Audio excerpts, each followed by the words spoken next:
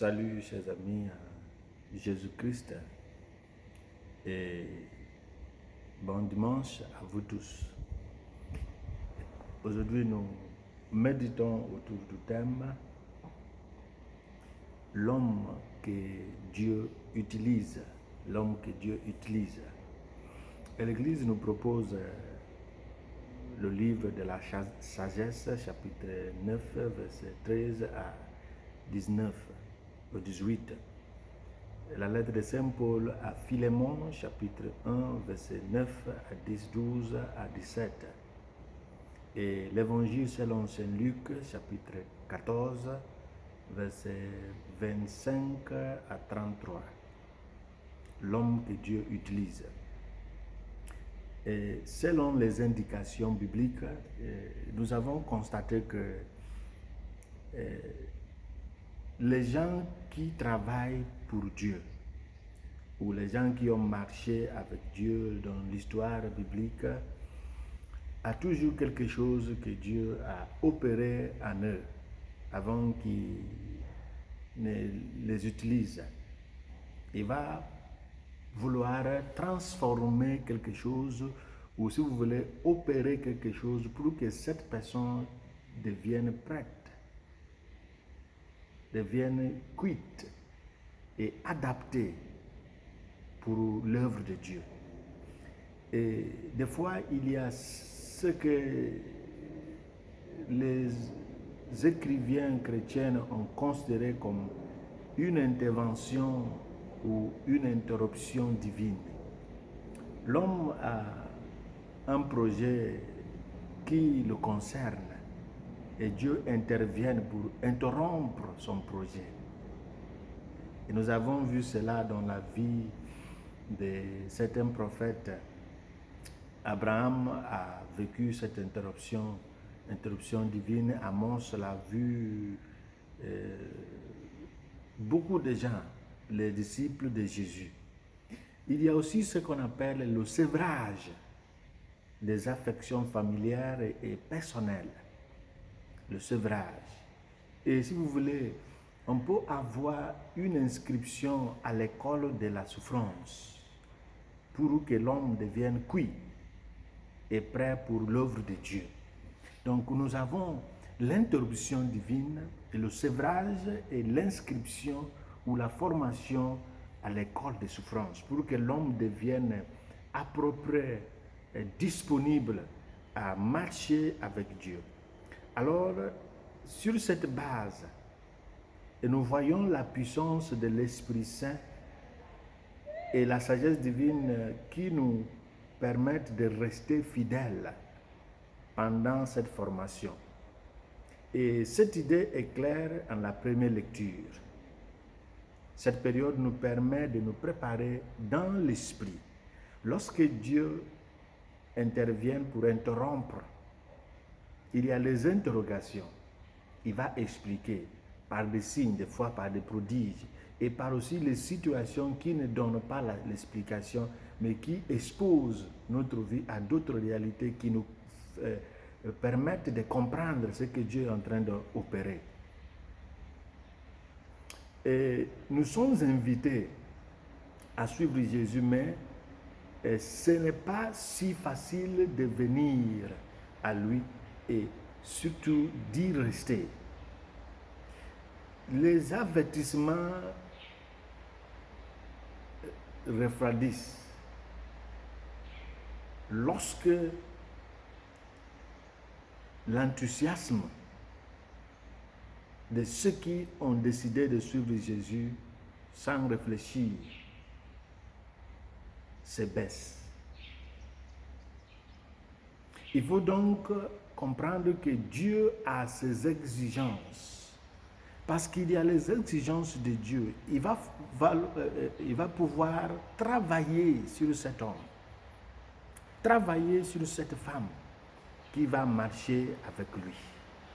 Et retenons notre thème, l'homme ou la femme que Dieu utilise. Il va vouloir travailler sur lui pour qu'il puisse pouvoir s'engager. Et lorsque Dieu finira de travailler sur cet homme, ils deviennent un intercesseur parce qu'ils maîtrisent à peu près comment Dieu réagit et comment il agit. Et lorsqu'il va présenter les soucis, les problèmes des gens à Dieu, il saura mieux comment l'aborder. Et cet homme que Dieu utilise saura comment pardonner. Parce que lorsque Dieu travaillait avec lui, il y a certaines choses qui méritaient la condamnation, mais Dieu a voulu ignorer. Donc, cet homme que Dieu utilise devient un intercesseur. Cet homme que Dieu utilise devient celui qui prêche et qui sait pardonner.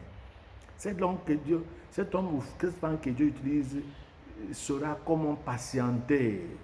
Lorsque le peuple de Dieu ne marche pas selon la vitesse ou le rythme de Dieu, cet homme qui fait le lien, la liaison entre homme et Dieu saura patienter parce que Dieu a travaillé sur lui et avec lui. L'homme que Dieu utilise.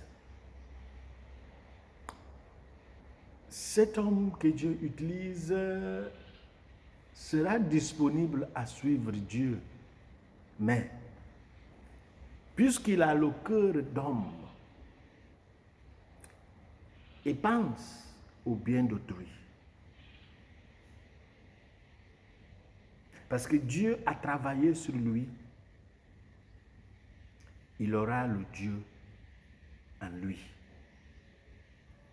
Paul écrivait à Philémon à propos d'Onysème, l'homme dont son nom signifie utile, mais qui a volé et qui a perdu le sens de son nom, Onésime, qui est utile, il a perdu. Mais Paul va écrire à Philémon pour lui de tout oublier. Et tout oublier. Parce que tous ceux qui sont appelés ont quelque chose que Dieu a oublié. C'est ça le point essentiel. L'homme que Dieu utilise sait intercéder. Il sait convaincre pour dire aux gens, au nom de Dieu, il faut oublier pour que nous puissions continuer à marcher ensemble. Et lorsque nous arrivons à oublier, nous arriverons au terme de voir le meilleur qui se trouve dans la personne pardonnée. Dans la personne pardonnée.